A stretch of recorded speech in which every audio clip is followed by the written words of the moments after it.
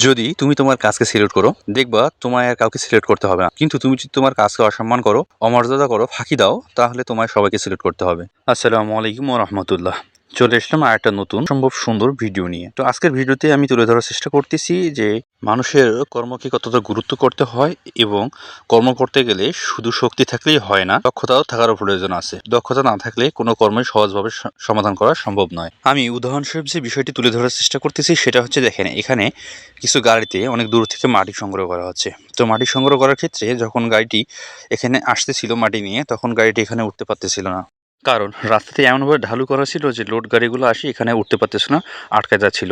তারপরে তারা একটি খালি গাড়ি দিয়ে চেষ্টা করতেছিল যে আসলে গাড়িটা ওঠানো সম্ভব কিনা। তারপরে যখন তারা এটাতে ব্যর্থ হলো, তখন তারা সুন্দর একটা বুদ্ধি অবলম্বন করলো।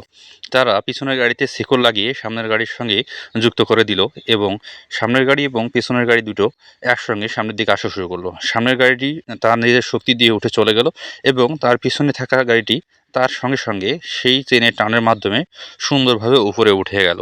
তাহলে কাজ করতে গেলে যদি এই ধরনের টেকনিক অবলম্বন করতে না পারেন, তাহলে ওই গাড়ি নিয়ে সারাদিন ওখানে বসেই থাকতে হবে, গাড়িটা কিন্তু উঠাতে পারা সম্ভব হবে না। এখন বারবার যেহেতু এভাবে একটি খালি গাড়ি নিয়ে এসে লোড গাড়িকে রাস্তার উপরে তোলা সম্ভব না, সেটা অনেক লম্বা সময় এবং ব্যয়বহুল হয়ে যাবে, যার কারণে তারা আরেকটা টেকনিক অবলম্বন করলো। সেটি হচ্ছে যে এই গাড়ি ওঠার যে ঢালুটা, সেটাকে তারা আবার প্রসেস করা শুরু করে দিল।